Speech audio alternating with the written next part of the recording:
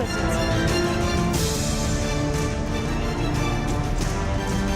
Rahul Gandhi goes to foreign soil every time and he criticizes India and he criticizes the government from there. What difference does it make where he's criticizing from? He's an opposition politician. His job is to criticize the government. How is that a crime?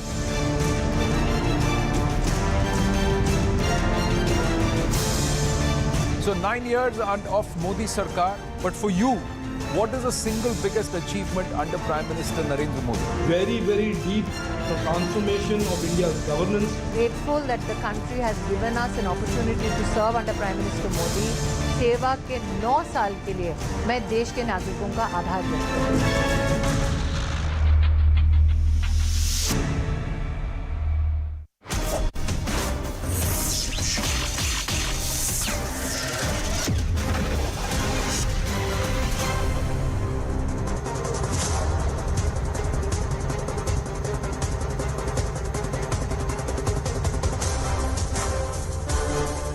Namaste, Jai Hind, and welcome to this edition of The Right Stand. And the question top of mind as the teams take tea on day one of the World Test Championship at the Oval is, has India taken the right stand by dropping Ravichandran Ashwin and picking Umesh Yadav ahead of and going with a 4-pacer and Ravindra Jadeja in the mix. Rohit Sharma calling the toss right, and then asking Australia to bat first, but then announcing that given the conditions at the Oval, because the sky at that time was overcast, perhaps that we are going to go with 4 pacers and a spinner. But within an hour of play, it was baking at the Oval. Bright sunshine, clear blue skies. That's the English weather. Have the Indians missed a trick here?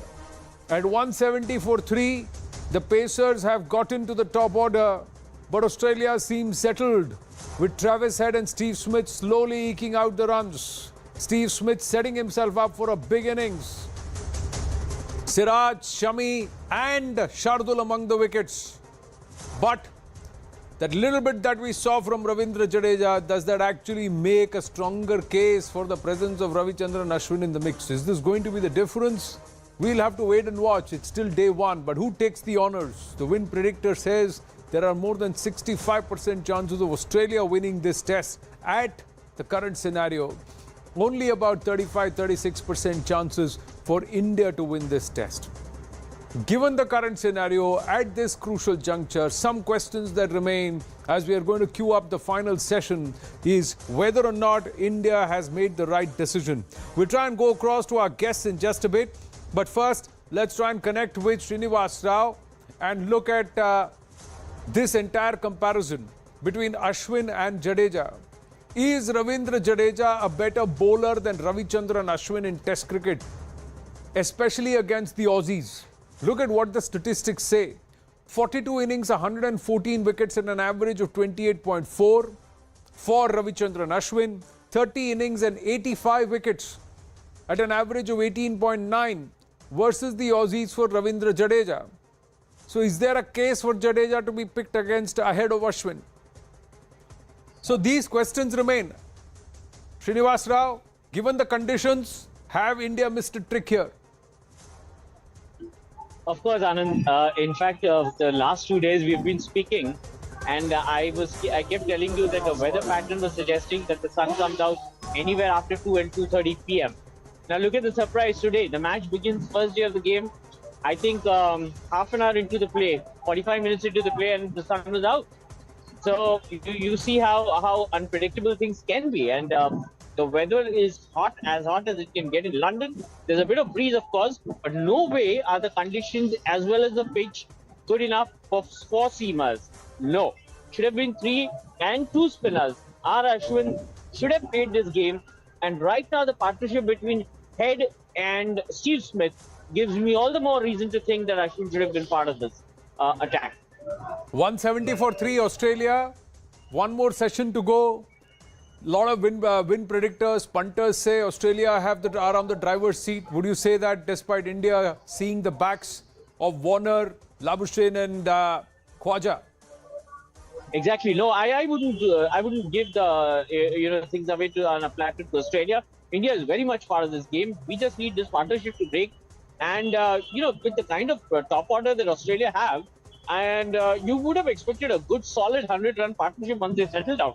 Probably this is the standard you're looking at. So again, you got to kind of wait till the last session today and see where this goes. Can India break this partnership? Again, if you're not breaking this partnership and tomorrow these two gentlemen are walking out to again negotiate the first section, they would have said their eye in, and that is where we need to start worrying. Right now, I would still wait and give it a go to see if India can Well, get in there. 7 overs for 12 runs from Jadeja, economy of 1.71. He did trouble both Travis Head and Steve Smith. Does that actually make a stronger case for Ashwin should have been there in the mix? Oh, definitely. Definitely. There is bounce on this track. Would have helped Ashwin a lot. Considering the left-handers there in the Aussie squad, you should have had Ashwin. Considering the experience he carries, you should have had Ashwin. Considering that you need a bowler to keep holding on to one end, you should have had Ashwin. I have no doubts of now. Okay, Srini, just stay on with us. Let's bring in Chaitanya Nadda and Ajay Ratra also with us, former cricketers with us. Ajay Ratra, आपको क्या लगता है अश्विन को छोड़ देना चाहिए था या फिर आपको लगता है कि अभी भी India have done okay 170 for 3 पे? मुझे लगता है कि अश्विन इंक्लूड किए जाने थे, बट मे भी शायद टीम का स्ट्रेटजी ये लगता है कि 4 पेसर्स के साथ गए और पहले फील्डिंग करने का प्लान है. बट स्टिल आई फील कि 3 पेसर्स भी अगर पिच में अच्छी हेल्प है तो 3 पेसर्स भी वो अच्छा काम कर सकते हैं. जो भी आपके बेस्ट 3 आप सोचते हैं, मुझे लगता है अश्विन यहाँ रहता तो would have been better for team India. But अभी भी 170 पे 3 है. नो डाउट टॉस हारने के बाद पहले बल्लेबाजी ऑस्ट्रेलिया करते हुए एक डिसेंट स्टार्ट है. बट इंडिया भी अभी हम कह सकते हैं कि आउट नहीं हुआ. यू नेवर नो, ब्रेक के बाद अगर 1-2 क्विक विकेट इंडियन टीम को मिले तो यहाँ से उनको इंडियन टीम रैप कर सकता है, प्रोवाइडेड आते ही उनको टी के बाद वो विकेट लेना इंपॉर्टेंट रहेगा. The criticism, Chaitanya, is that the selection has been made looking at the first session. बाकी के सेशन सब भूल गए. 5 दिन का खेल है, सिर्फ first morning of the first morning first session नहीं है. Yes, you are absolutely right. Everybody is talking about after watching a first session that is this the right combination or not the right combination. I think it's too early for anybody to say. If we get another 2 wickets when we come back after the tea session, then everybody will be saying yes, that was a good combination or the good choice of the team. But I think as an Indian team which have played Australia a few months back, Australians still have that blockage of playing spin against India. If you see the way they are playing, Travis Head and Steven Smith is playing against Ravindra Jadeja, we can still see that blockage in their mind. They are not, right now they are not sure what is going to happen. And when you have 4 left-handers in top 6 of your batting lineup, then as an opposition you should go for your best spinner and the best bowler who has already done very well against Australia. So I think somewhere down the track, after watching the wicket and the weather forecast, which is supposed to be on the 2nd, 3rd, 4th, they're going to be cloudy. There are few things in the mind. They might have gone for Umesh Yadav. But I think as a team management, we should have gone for the best players to play this World Test Championship final. It's a one-off test. That's what we keep talking about. And I'm just going to quickly bring in Srini. Last 3-4 days that Srinivas Rao has been there, every day it's happened that the morning is overcast and by the time it's noon, afternoon, it's nice and sunny. Srini. Yeah, and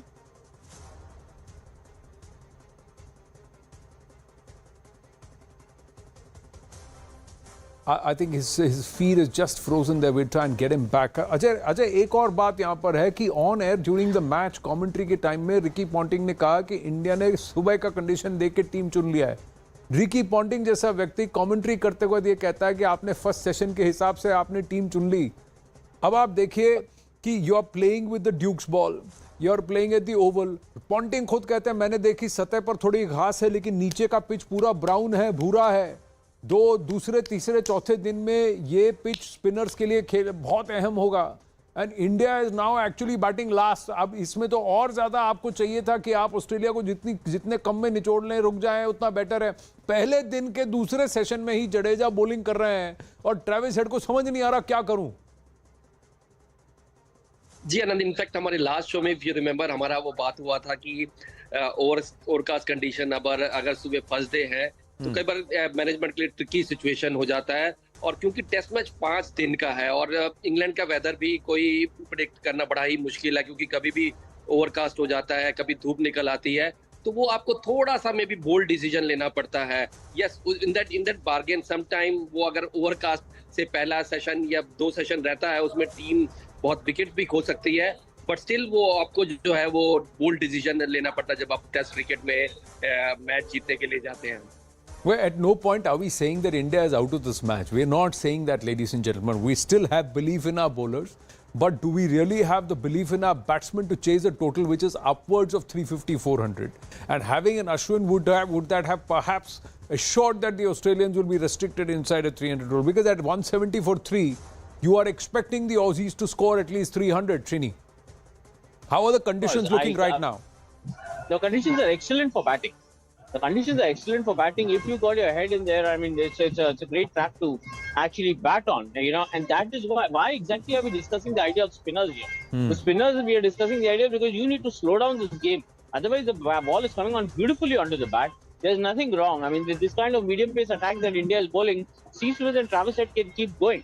You know, as Ajay Raja said, that Ravindra Jadeja seems to be the only guy here, I mean, making Head a little uncomfortable, right? That's the only way you can do something here is just try and slow the game down, which is something that, I am a little curious because this is exactly what Rohit Sharma had talked about yesterday in the pre-match press conference, where he said that the conditions at Oval tend to slow down as the game goes forward. This is exactly what we are kind of witnessing here. You know, although one bit to add here, people are saying match gone, 170 for 3. No. I still believe in this Indian batting lineup. I think they do have it in them to kind of hang around. But what you need right now is for this partnership to break right away. Well, that is looks difficult. Yes, and it's difficult, Chaitanya Nanda, because even as we speak, match has gotten underway. 178 for 3. Travis Head is running away with a strike rate of 83 at 66 of about 79 balls. He seems to have got his eye in. Steve Smith, 34 of 110. He seems to be setting himself up for a big score. If that happens, do you have the confidence in our batters to chase this down and to post a total which will make it difficult for Australia? Yes, absolutely. If you see the way both the batsmen are playing, they look totally in control right now. Both are playing according to their strengths. But as you said, if they score big, will India be able to chase that down, or able to match that score, or able to take out this match? I think Indian batting lineup will be able to do score runs on this wicket, because if you see, when I played in England in June, the wickets are very slow. And it will get slower and slower and slower as the match will progress. And if you see Oval record, first inning average score is 343, then second inning average score is 304, then third inning is 238, and the last is around 156. But Indian has to bat very well. They have to bat, in a partnership. They have to bat out of the skin. But India have that strength to do that, because if you see the way Shubman Gill is playing from last 6 months, he's in prime form. Rohit Sharma, he's due for a big, and then Virat Kohli again in a prime form, again he's back, he means business right now, and this wicket will suit them, because the wicket will get slower and slower. They just have to avoid few risky shots, play like a test match. If they do that, I think India have that strength and that batting lineup depth to, but here's the thing. Within the Australian side, they have a genuine spinner in Nathan Lyon. They have Steve Smith who can roll his arm. They have Travis Head who will get in and get into the mix, so he can roll his arm to bowl those slower ones. And then they also have a Cameron Green to come in and play the all-rounders role as a bowler, along with the pacers in Scott Boland, Pat Cummins and Mitchell Starc. So look at what the Australian mix is to try and counter the Indian batting ability. And like you said, day 3, 2, 3, 4 will become slower and slower. At this point, Ajay Ratra, India is into this 54th over and they are at 183 already. Run rate is nearly 3.5. That means by end of day's play, Australia should be touching 300, if not crossed it comfortably. That's not what India was have thought when Rohit Sharma decided to put Australia into bat. उन्होंने तो ये सोचा ही नहीं होगा. अब ये तो आप सिलेक्शन पे ही करेंगे ना कि आपकी बॉलिंग मिक्स क्या है. या डेफिनेटली आनंद, सोचा तो भारतीय टीम ने जब फील्डिंग लिया और 4 पेसर्स के साथ गए तो कहीं ना कहीं 200 सवा 200 पे टीम को रैप अप करने का, बट वो जो फर्स्ट जो है वो जरूर ऑस्ट्रेलिया के फेवर में पहले 2 सेशन जरूर गए हैं. और यहाँ से आप बात कर रहे थे बल्लेबाजी की भी, भारतीय टीम इम्पोर्टेंट है कि कितना चेज कर रहे हैं. अगर ये कहीं स्कोर लंबा स्कोर गया 350 के plus, but you never know about cricket की, अगर टी के बाद कुछ विकेट मिले एंड देन दिन के एंड में 80 ओवर के बाद सेकंड न्यू बॉल भी ड्यू होगा, वहां से कहीं भारतीय टीम वापसी करे तो बहुत इंपॉर्टेंट है कि भारतीय टीम को यहाँ वापसी करना. और नहीं तो 350 प्लस हुआ तो चाहे विकेट थोड़ा ईज आउट हो भी जाएगा, बट चैलेंजिंग. No, challenges हैं, लेकिन finally, Srini, you know, one of the aspects is everybody looks at Ashwin's bowling in England, but they'd perhaps have the selectors and the team, the think tank, not considered Ashwin's bowling against Australia. The आंकड़े बहुत जल्दी बदल जाते हैं there. Things actually change there, the whole scenario. And the Indian batting, given the doubts that we've had with the top order, anything upwards of 300, 350, will that take the game away from India?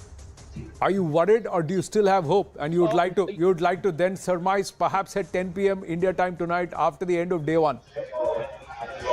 Exactly. I'm not going to kind of stick my neck out and say anything right now. I'm going to wait till the day 1 play is over to see where Australia stand, and probably based on that you take a call. Kind of what day 2 might look like. So I think it's still too early to probably take that call. That's number 1. The other bit, you said a very important thing right now, just a while back, where you talked about the Australian lineup, where you talked about how many guys in that team can roll their arm over. That is something that this Indian team misses.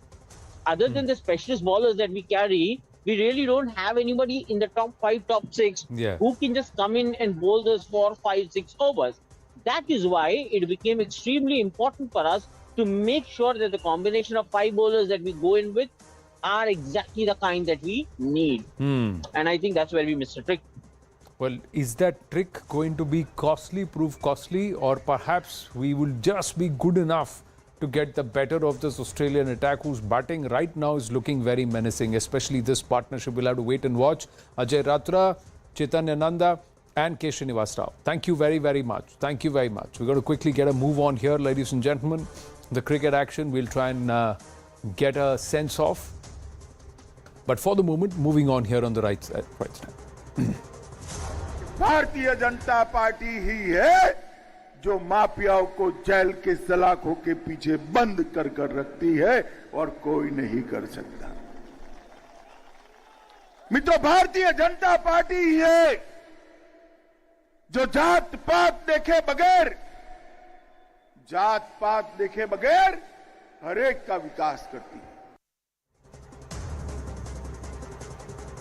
This is what Amit Shah had said in 2002. The Home Minister had assured the nation that no gangster will be spared. Under BJP, all gangsters will remain in jail. And in the mission to ensure a crime-free India, the NIA continues its crackdown on the nexus among terrorists, gangsters and drug dealers.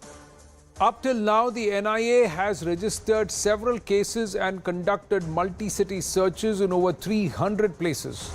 Now the NIA has launched an all-out attack on gangsters, terrorists and this entire ecosystem. Mind you, it is under Home Minister Amit Shah that for the first time, gangsters and terrorists have been seen at the same level, to be treated at the same level. Not localized crime versus a crime intended to try and break the fabric of India.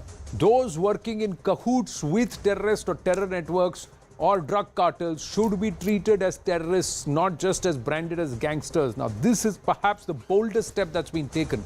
But before we tell you more about the NIA crackdown, have a look at how this entire gangster terror nexus operates. And this is as per the NIA itself. We're quoting NIA sources, our investigations editor Manoj Gupta getting us all these details. Now, the first aspect is the financial link. It is easy money for the crime syndicates to work with these drug cartels and these terror outfits and networks. The global network of terror groups, that is what is using these gangsters. These groups are based in Pakistan, UK, Canada, and some other nations.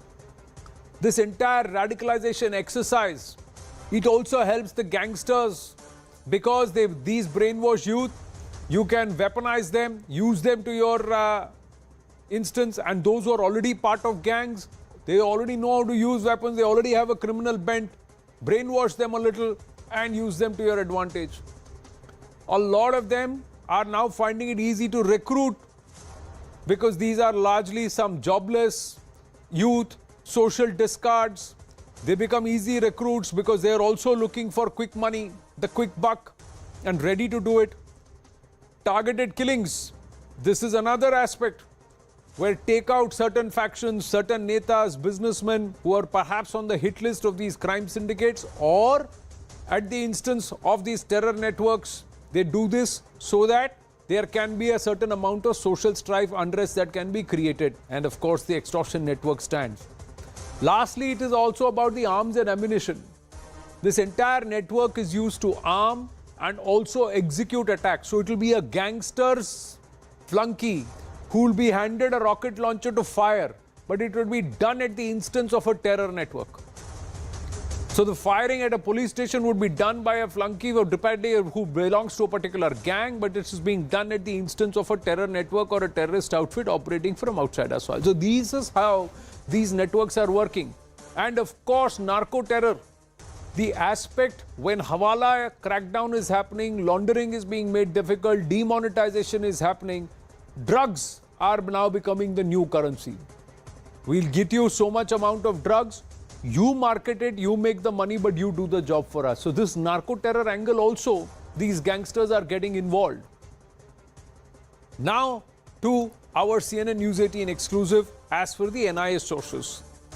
NIA sources are telling CNN News 18 that gangsters are mostly working on behalf of terror groups operating out of Dubai, Pakistan, UK. The source is also revealing that these gangsters are constantly working on behalf of secessionist groups who are operating out of the UK. The NIA sources are saying prominent leaders, singers, businessmen are on their radar and they want to terrorize the local system in India.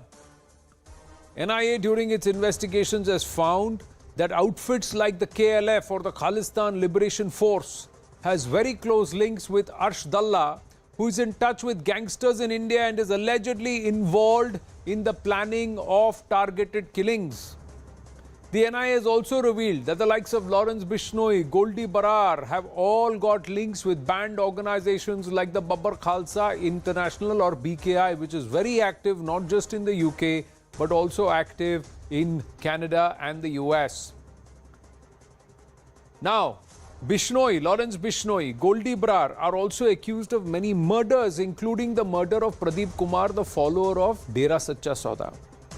NIA also reveals that Lawrence Bishnoi allegedly facilitates and it is Rinda who carried out the RPG attack in Mohali. See, the gangster network, gangster flunky, Harvinder Rinda sitting there abroad on Pakistani soil or in alien soil, orchestrating and instructing this is what needs to be done, and this flunky fires the RPG at the Mohali police station. Investigations revealed that these gangsters have fled to Pakistan, Canada, Malaysia and Australia and are planning crimes from there on Indian soil. NIA sources also reveal that gangsters are arranging money via Hawala, via extortion and of course the drugs. NIA is constantly raiding gangsters and their associates in Delhi, Haryana, Punjab, NCR, and these crackdowns are only intensifying. Now in these crackdowns, the NIA is filing cases against even Hawala operators who are turning these gangsters or who are helping these gangsters, and many of them have also been arrested. We have also accessed the NIA's action plan. This is the big exclusive. How are they cracking this gangster terrorist network, this complex web, and how it actually plans to break this entire ecosystem? First, let's look at financiers. They're going to attack the financiers, Hawala operators. That's the next one. Then you have the gun and weapon suppliers. This is the next part of this entire complex web. Logistic support providers. These glorified OGWs. Harborers. That means those who are giving them shelter and they are making a quick buck on the side. Then the legal aids. Those who come up promptly to ensure that anybody who gets caught gets bailed out, gets out of the system and then vamooses out of the country.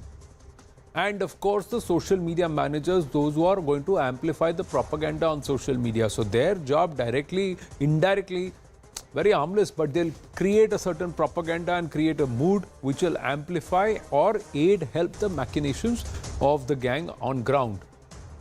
So this entire ecosystem, they want to dismantle. The NIA is working very, very actively, step by step, and each one of these wings or webs of the ecosystem are going to be cracked down. So far, what's been the action till date? There have been searches in 360 places in 6 phases. Over 6 phases. What's been the seizure?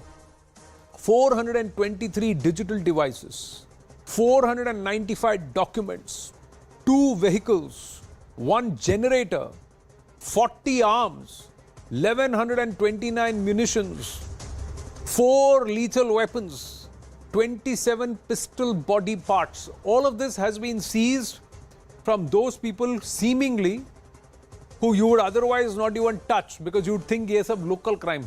It's not. They're all part of this organized gang web. The action that's been taken, 34 accused have been arrested. 7 accounts have been frozen. 10 properties have been attached. 3 of them have been seized. And 2 people have been declared among the designated gangsters. 2 have been declared. And the proposal is actually with the MHA for 8 more gangsters to be designated, declared terrorist or those who are aiding, abetting terrorism on Indian soil. What's been the crackdown? 25 non-bailable warrants have been issued. 24 lookout circulars have been issued. 2 red corner notices have been issued.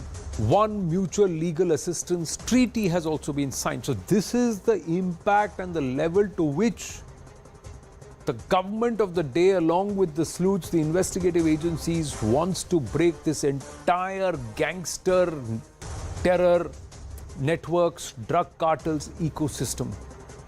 Hemant Atri, senior journalist, is joining us, and Shashikant, former DGP Punjab, joining us. Significant, perhaps a never before, Shashikant, this kind of crackdown at the level, the scale, and of course the width that we are seeing, because this is multi-state police and task forces in working in cohesion with the NIA, who are actually cracking down. And we've seen it in the last 6 to 7 months. Would you say this is something which is unprecedented?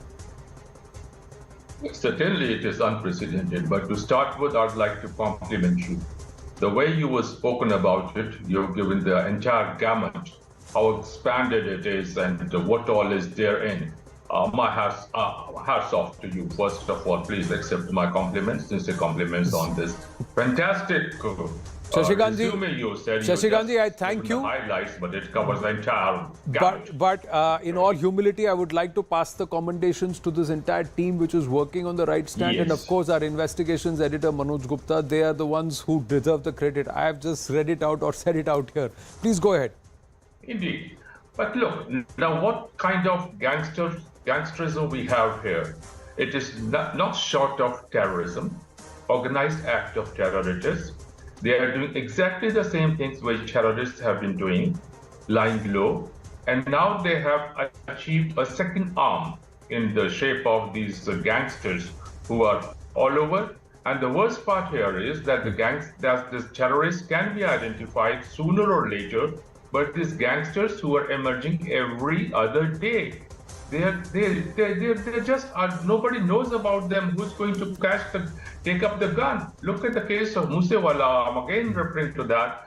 The guys who had come, 19-year-old kid, he knew how to fire and he was perhaps the most daring. And whatever criminal acts have taken place, now I'm talking about both the gangsters and terrorists, as also other ruthless criminals. Most of them have been youngsters. Yes, whatever NIA is doing, fantastic. They have listed out a number of countries. They have probably forgotten something like Thailand and Dubai are the major hubs now, because my friends in intelligence agencies tell me that these are the places where they are trying to sort of organize and try to bring these persons here, because our country has treaty with a number of the countries, and these persons who are doing it, Canada is different somehow, the other Britain and US is different. But wherever we have this our treaty, and we should expand the gamut of treaties also, because this is one evil which cannot in any way be tolerated. I say it's worse than any organized terror network, because I said that terror network there can be identified, that these guys are just roaming around incognito. They are just hiding anywhere. So I think that you mentioned absolutely right, and NIA is going on absolutely right path. This is the way this thing needs to be curbed, and probably this initiation is fantastic. And I'll also say my hands off to the NIA team also, sir. Thank you. No, but is this enough, Hemant Atri, or is this perhaps just the tip of the iceberg? Is this going to break or crack the ecosystem? Because I remember when this Lawrence Bishnoi gang was being cracked down, there was a 100 square kilometer radius where this gang was operating. And in that they had targeted all youngsters. Youngsters who were shooters, who were wanting to aim for nationals, Olympics, etc., Asian Games, but they couldn't make the cut. They caught these people and trained them to start becoming sharpshooters. No, Anandji, see, nowadays what is happening around is, this is surely not a law and order problem. This is something much beyond it. See, whatever NIA is doing, it's doing a fantastic job as far as within the country is concerned. But the real issue is the terror groups operating from outside. See, there is an international system of Interpol. There are many agencies working in this country. There are local police, then there is the NIA, then there is CBI. CBI is the nodal agency which coordinates with Interpol, as well as the other countries' police and law enforcing agencies. What is happening around is, there is something very serious that happened during Moosewala's thing. You know, Punjab Chief Minister, Mr. Maan, he said in Gujarat somewhere, along with Kejriwal, when they were campaigning there, what he said, you recollect? He said that Mr. Goldie Brad has been arrested somewhere in US. And I told you that very day that there is no such instance. He is not even being interrogated, or for that matter, he has not been even taken to custody. The real issue, Anand, is something beyond that. The issue is that there has to be a coordination within the country from the various state polices and the law enforcement agencies like CBI as well as NIA. And then there is a coordinated effort with the countries with whom we are having an extradition treaty. And then again, extradition treaty, what does it mean? It's a long drawn process. You and me, whatever we keep saying, can we bring back Goldie Brad? Or for that matter, those many KLF people? And many others who are sitting in Malaysia, they are sitting in Dubai, they are sitting in US, they are sitting in Canada, Australia, and so many places. The real issue, Anand, here is that we have to expedite all those extraditions from those countries by preparing very strong dossiers against people like Goldie Brad and many others. See, they are not only into K2 project. They are in many other projects also. For example, as you rightly pointed out, what has happened as far as drug trafficking is concerned? It has become a nuisance. It is a money minting machine. And who is involved in that? These are the small-time peddlers here, the unemployed youth. So as far as I think, Anand, there are two aspects of it. NIA is doing a fantastic job, no confusion about it. Your team is doing a wonderful job again. Congratulations to you. Thank you. The real issue is, Anand, it has to be a multi-pronged strategy. As you rightly pointed out, and as we have been discussing in Sidhu Moosewala case also. See, what is happening? They are catching these small-time gangsters for big tasks. There were 3 people from Haryana who were under age 18, less than 18. They were minors. And they shot him right on the temple. Why? Because they want to become very famous within no time. They get this prominence that this is the man who killed Sidhu Moosewala, forgetting about what is the outcome of it. So the strategy here is, there has to be a better coordination. Then Amritpal instance also needs to be taken care of, that there has to be a better coordination between intelligence agencies also. And third part is, again, I'm coming to, and we keep referring to it, you and me. There is a socio-economic part of it also. Unless and until Punjab government, bordering areas and all those areas, NCR also, Haryana, Rajasthan, Delhi, if we leave our people unemployed, our youth unemployed, and they don't have any better opportunities, they will certainly be attracted for this easy money, Anand. We have to take care of that part also. Why these youngsters are coming to this part? They are simply coming because they have not any profitable employment. So there are various aspects to it, and it needs to be taken in a holistic approach. One part is tackling with crime, fantastic. Second part is bringing back all those Goldie-Brad-like people who are sitting abroad and claiming day in and day out. Third part is to give these guys, all these guys, these criminals, to bring them to the book, number one. Number two, no more, recruitments are being made from jails. Say, No more cars point are being number made from jails. point number 1 and 3, I agree with you, and I'll go to Shashikantji on that. Point number 2, bringing them back, extradition and all of that, we can make sure that they are rendered useless wherever they are. That's also possible.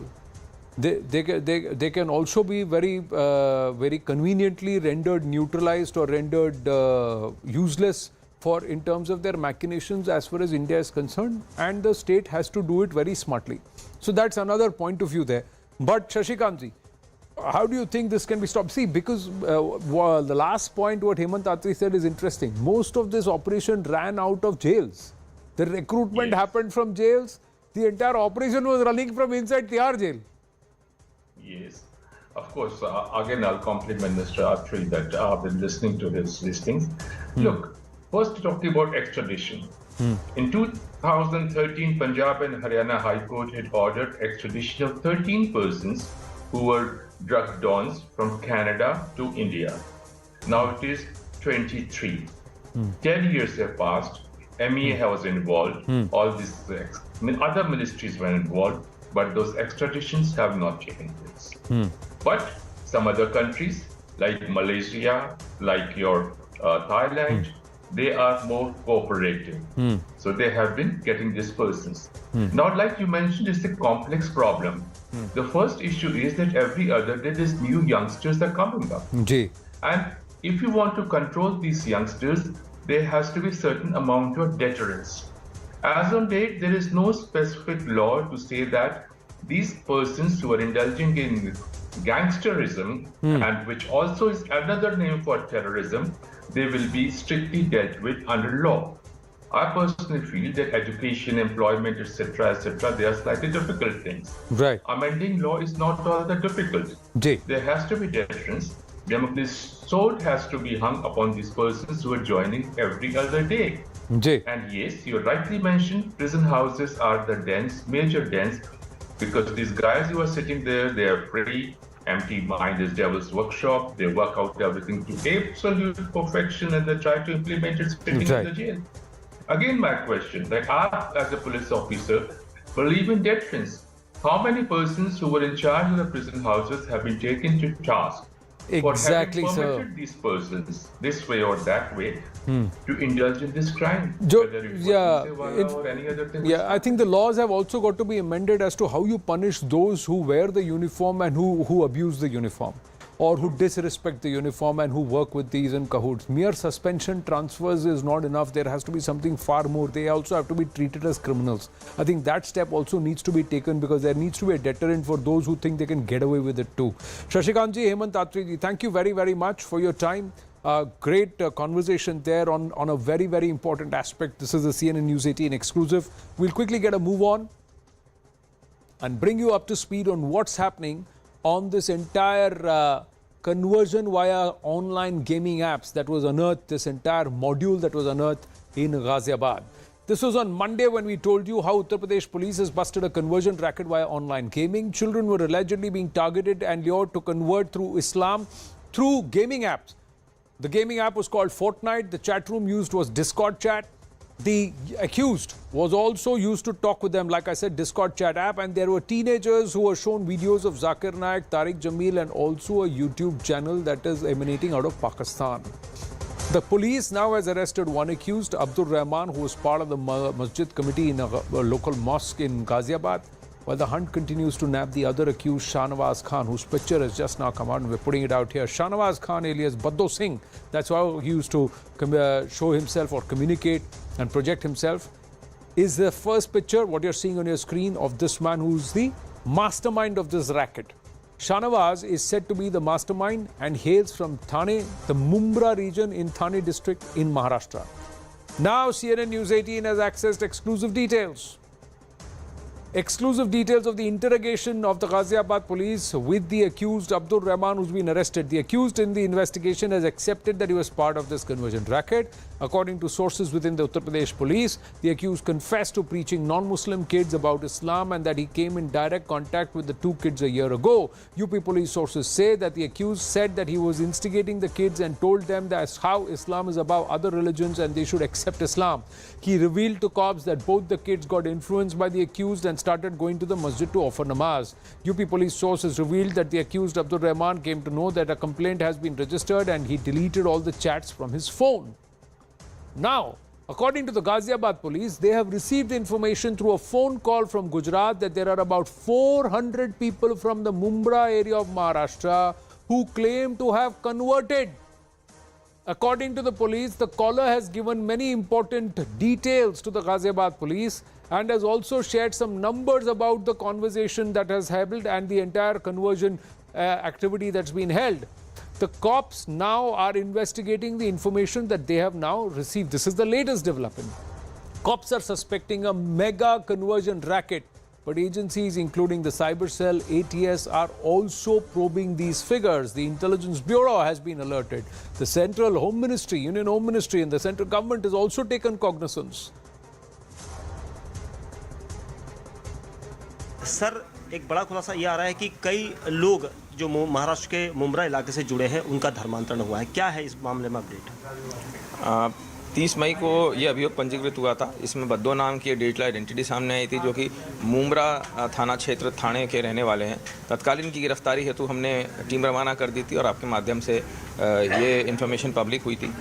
इसके बाद ही हमको गुजरात से कुछ phone आने चालू हुए जिसमें कि वो बता रहे हैं कि कुछ लोगों का धर्मांतरण हुआ है और जिनके तार मुंब्रा क्षेत्र से जुड़े हुए हैं और कह रहे हैं कि मुंब्रा में कई लोग का कन्वर्ट हो चुका है और उन्होंने कुछ फ़ोन नंबर्स और कुछ ऑडियो क्लिप्स वगैरह शेयर करी हैं जिसकी भी पुष्टि करना अभी हमको बाकी है. अभी हमारी टीम्स उस पर लगी हुई हैं, उनको अभी वेरीफाई करना बाकी है, पर उन्होंने बताया कि 300-400 लोग का वहाँ पे कन्वर्जन हो चुका है और मुंब्रा में ये हब है जो कि ये काम कर रहा है, बट स्टिल उसको वेरीफाई करना अभी हम बाकी है.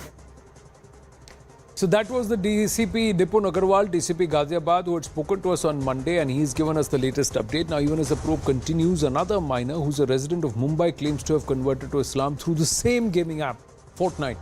After learning about the role of Shahnawaz Khan, alias Baddo Singh, he has contacted the Ghaziabad police and informed about his conversion.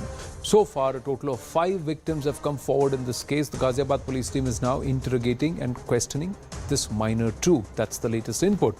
Now, here's a reminder of how this entire racket was allegedly running since 2021. The first step is to target teenagers via this online gaming platform Fortnite and especially target those who are losing. Then going ahead and telling these users that start reciting verses from the Quran and you will start winning. Then the person who would be playing against these players would deliberately lose and these people will be made to win. So step 3 is like, see, you recite more verses, you will win more often. So that's how they were lured and then dragged into this whole thing. Then they said, okay, get out of the Fortnite chat, join this Discord chat app. That was step 4, where there'll be more interaction, more conversations. Tariq Jamil videos, Zakir Naik videos would be shown to these people. They would be also asked to follow that YouTube channel that emanates out of Pakistan. And then further continue to be dragged. And eventually they would be asked to go to the local masjid where a Maulvi, in this case Abdul Rehman, the accused who's been arrested, would be waiting and who would further brainwash them and convert them. This was the entire racket that's been operating since 2021. We're going to take a very, very short break here on The Right Stand. When we come back, over in Pakistan, the atrocity is only increasing as Christians, Sikhs, Hindus continue to be targeted. The Pak government turning a blind eye.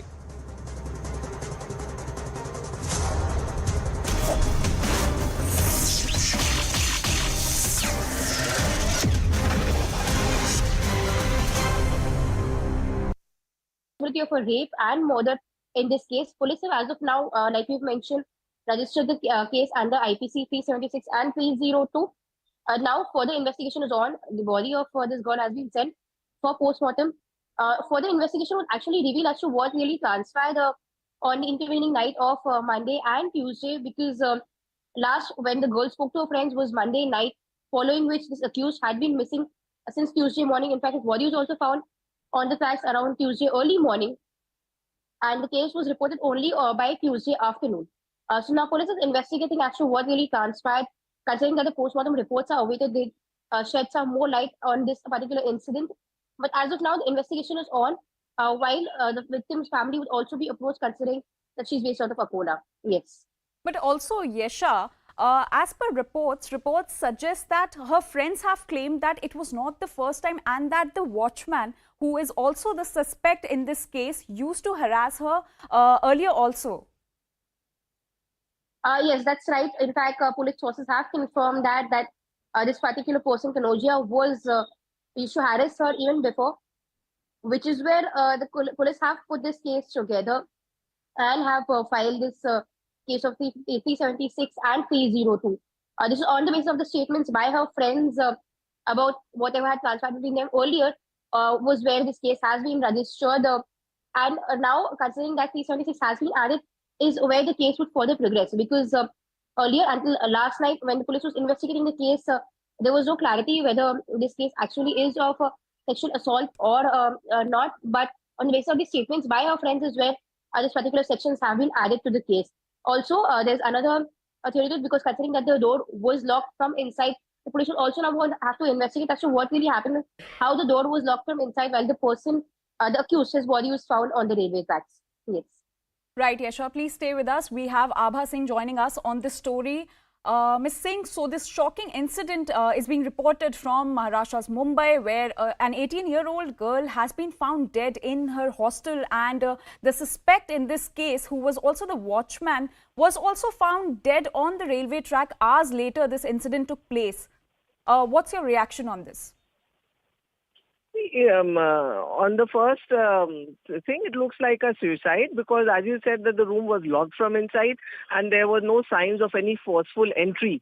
So it clearly looks like a case of suicide in the case of the girl, and even the watchman, it looks like it is suicide. So to say that it is murder at this stage would be a little too early. But seeing the things recently, my question is that if these girls are staying in hostels, they come from small areas, or wherever they come from far-flung areas. So why are there not CCTV cameras? Why there is no interaction if there is a hostel warden?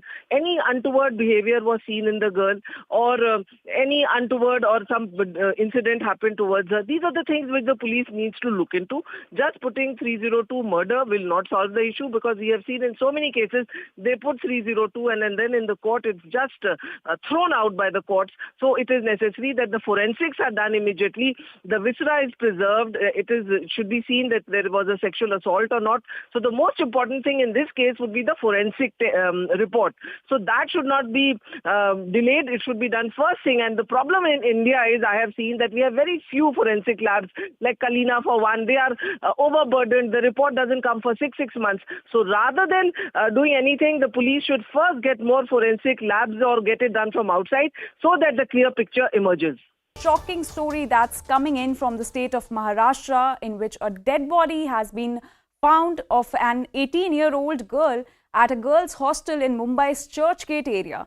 The girl's room was locked from the outside and she was found dead inside with a stole wrapped around her neck. Body of the girl has been sent for postmortem and the report is awaited. Watchman of the hostel, who is the suspected accused, was absconding in this case and has also died by suicide by jumping in front of a train. Hours later, this incident took place. Police found his body near Cherney Road railway track, and the accused has been identified as Prakash Kanojia. वाजताच्या सुमारास marine drive police स्टेशनच्या हद्दीमध्ये Savitribai Phule hostel आहे. त्या हॉस्टेलमध्ये एका मुलीच्या बद्दल माहिती मिळाली होती की रूमचा दरवाजा लॉक आहे आणि ती मुलगी मध्ये आहे किंवा नेमकी कुठे आहे याबद्दलची काही माहिती मिळत नव्हती. पोलिसांनी जाऊन त्या ठिकाणी वेळ दिली आणि तिथे पाहिले असता त्या मुलीचा मृतदेह त्या रूममध्ये सापडलेला आहे. संशयास्पद परिस्थितीमध्ये हा मृतदेह होता आणि त्यामुळे मुलीचा खून झालेला आहे या निष्कर्षापर्यंत पोलीस आलेले आहेत. यामध्ये खुनाचा गुन्हा दाखल करत आहोत आणि शवविच्छेदनासाठी मृतदेह आहे तो पाठवण्यात आलेला आहे. पोलीस स्टेशन या ठिकाणी साधारण 5 वाजेच्या सुमारास संध्याकाळी एक खबर आम्हाला मिळाली होती, ज्यामध्ये सावित्रीदेवी फुले महिला छात्रालय या ठिकाणी एक बॉडी असल्याची माहिती होती. त्या अनुषंगाने तात्काळ पोलीस घटनास्थळी पोहोचले होते. यामध्ये आम्हाला या हॉस्टेलच्या 4थ्या मजल्यावर एका रूममध्ये एक साधारण 18 वर्ष 2 महिने इतक्या वयाच्या एका मुलीची या ठिकाणी राहणाऱ्या बॉडी आढळून आलेली आहे. या रूमचं लॉक जे आहे ते बाहेरून बंद असल्याचं त्या ठिकाणी दिसून आलं होतं. या अनुषंगाने एकंदरीत परिस्थिती पाहता फॉरेन्सिकची टीम, डॉक्टर्स, फिंगरप्रिंट एक्सपर्ट तसेच सर्व पोलीस अधिकारी.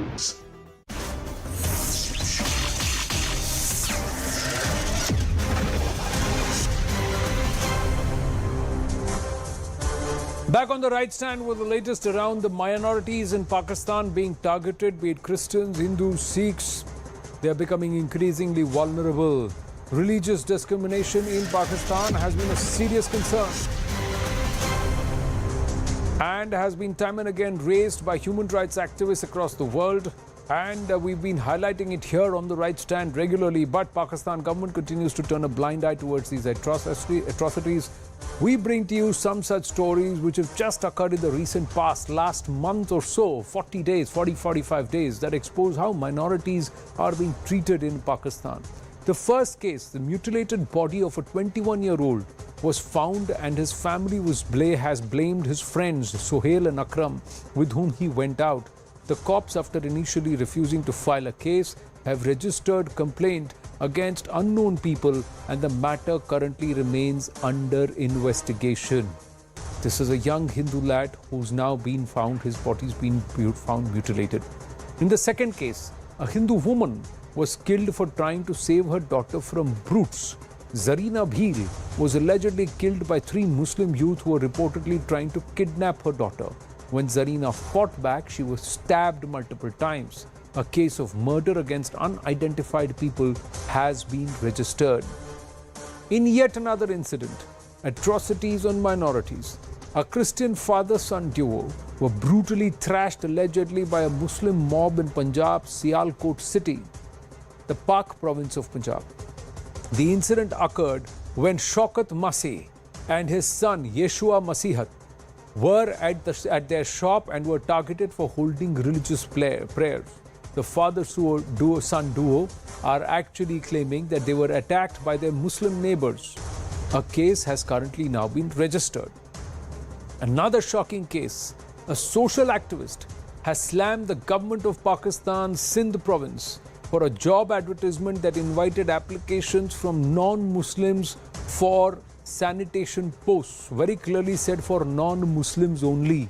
Human rights groups have deplored the continuing practice of advertising posts that specify that religious minorities should apply for sanitation jobs. Listen to her. जिला है सांगड़, वहाँ की एक म्यूनिसिपल कमेटी के लिए 61 sanitary workers चाहिए जो गैर मुस्लिम हों। इश्तिहार से लगता है जैसे सूबा सिंध में सफाई निस्फ ईमान शायद ईमान वालों के लिए है ही नहीं। सूबा सिंध में किसी भी सैनिटरी वर्कर को 25,000 रुपए माहाना की कानूनी तनख्वाह नहीं दी जाती। इंसानी हुकूक और लेबर कवानीन की खुली खिलाफ वर्जी करते हुए इन सैनिटरी वर्कर्स को न पेंशन मिलती है न सूबाई कानून के तहत सोशल सिक्योरिटी। जिस जुल्म को खत्म करने के लिए 1400 साल पहले इस्लाम आया, वो जुल्म और जात पात हमारे यहाँ आज भी जिंदा है। सवाल ये है कि अगर किसी भी गैर मुस्लिम ने इस काम के लिए अप्लाई नहीं किया तो हमारे गटरों का क्या होगा? क्या हम अपने ही गंद में बैठे रहेंगे?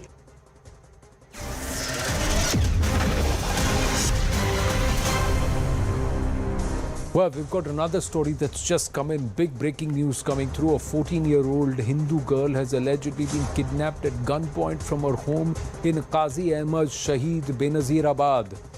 The girl's father said kidnappers abducted his daughter and stole gold and 100,000 rupees.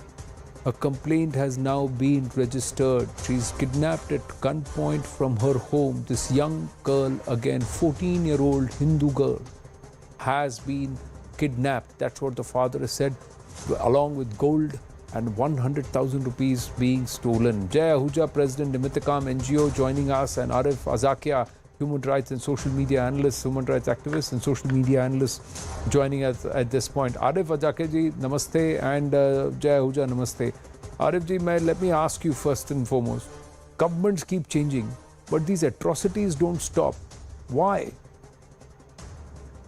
Namaste, and thank you for inviting me. Well, I was hearing to all your report, and there was nothing new for me.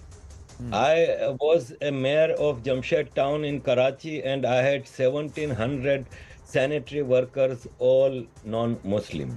And even during my tenure, when we used to give advertisement for jobs in newspapers, we used to write sanitary workers only non-Muslim. This is unwritten law of Pakistan. Well, the Muslims of Pakistanis, when come to Europe and America, they do sanitation works. But in Pakistan, it is prohibited for Muslims. And again, it is not only that sanitary workers are only non-Muslims, but the behavior they face is totally unacceptable. For example, in my house, once my mother gave me a plate full of food and to give it to the cleaner of our building, who used to come in Ramzan to collect food. She was a Hindu girl. Right. And when I gave her the plate, my mother was very angry that why did I give plate in her hand? I should have emptied the plate with my hand. Why she touched it? So my mother threw that plate away. This is, I am telling you on my own experience, this is the common behavior of society. We call them chuda. Chuda is a very bad word we use for them. And in normal society, they are not treated equally. They are treated as third and fourth class citizens. And this does not happen only to cleaners. Even I heard stories of the Danish Canaria and non-Muslim cricketers who sometimes happen to be in Pakistan team, and they face discrimination by Muslim cricketers. So this is normal story of the day. And as your question that why Pakistan government is not doing anything. Well, most of these cases belong to Sindh. And Sindh is ruled by Bilawal Bhutto's People's Party. That Bilawal Bhutto, who called a democratically elected with majority votes Prime Minister Narendra Modi, who is respected everywhere in the world, he called him Butcher of Gujarat, and he used so many bad words. He sitting up and down, he always speaks about Muslims and minorities of India, but he does not see any wrongdoing in his own province where they are ruling since 20 years continuously. This is happening regularly in Sindh particular.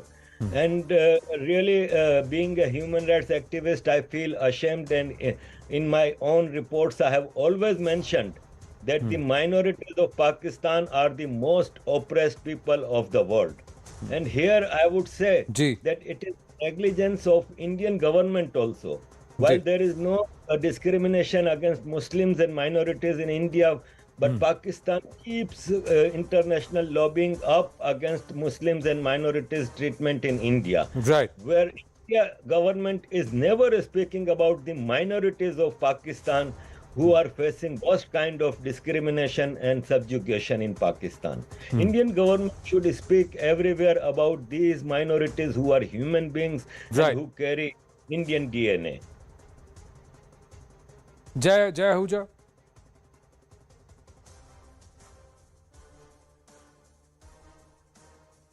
Jai, can you hear me? Jai Ahuja, can you hear me? I'm going to quickly try with our team to check if Jai Ahuja can hear us. Yes, Jai Ahuja. Yes, yeah. जय Ahuja, if you can. हाँ, अगर आपको आवाज आ रही है जय आहूजा, अगर आप मेरी आवाज आ रही है, मैं आनंद बोल रहा हूँ, आपको मेरी आवाज आ रही है?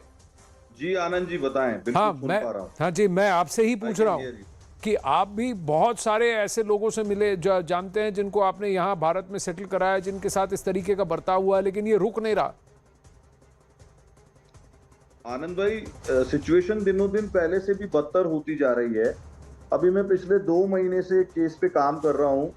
5 बच्चियां हैं, बड़ी प्यारी प्यारी। एक सज्जन है, उनकी कराची में रहते हैं, जाति से ओल्ड राजपूत हैं। वो फोन पे बात करते करते रोने लग जाते थे। उनकी बच्ची मार्क हो गई थी और उनको ये डर था कि किसी भी दिन उनके घर आके गन पॉइंट पे बच्ची को उठा के ले जाएंगे। हमने पहले उनको कराची से एस्केप करके कहीं और कुछ लोगों की मदद लेके रुकने के लिए कहा, और अभी 2 दिन पहले उनका वीजा होके आ गया है। वो अपनी 5 बच्चियों के साथ भी भारत आ रहे हैं। आजकल एक और बहुत बड़ी समस्या है कि वहाँ एक डिप्लोमेट हैं भारत सरकार के, जो भंग परिवारों को वीजा देते हैं। जैसे पूरी फैमिली ने वीजा लगाया तो पत्नी और एक बच्चे को छोड़ देंगे, बाकी को 4 को वीजा दे देंगे।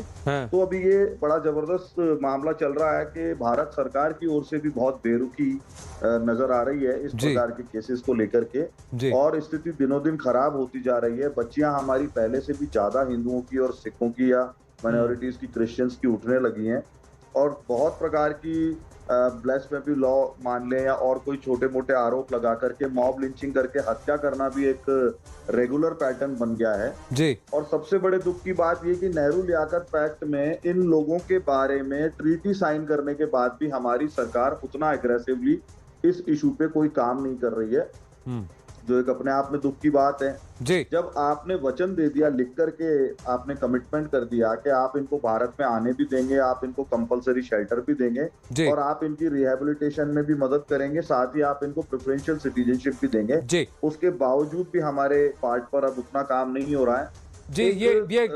ये काम और करने की आवश्यकता है। I thank you, I have run out of time. Arif Ajakia and Jay Ahooja, I thank you for your time. We're going to continue to track these stories, but for the moment, winding up Right Stand, making way for Brass Tacks with Zaka.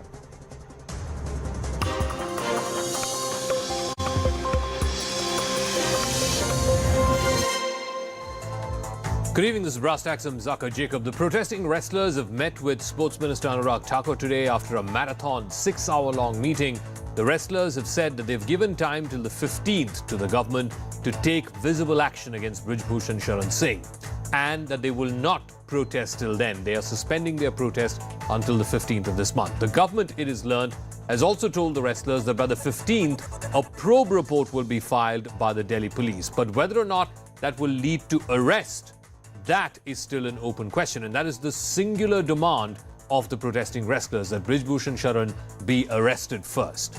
In this eyeball-to-eyeball confrontation, who will blink first? That's what we'll get to in just a second.